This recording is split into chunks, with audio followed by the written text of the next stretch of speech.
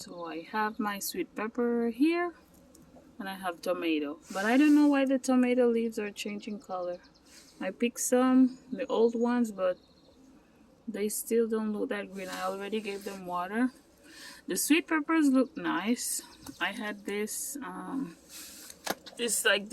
onion and I just pick off the top so I can keep using it, and they keep sprouting like new leaf. I think I'm gonna take this one too, but it has this thing. I've never seen that before, like a little crown on top of it.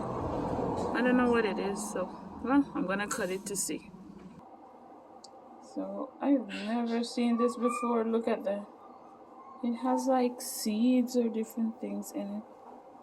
I don't know, so this is nice. I don't know if I'm supposed to plant this back or what should I do with it.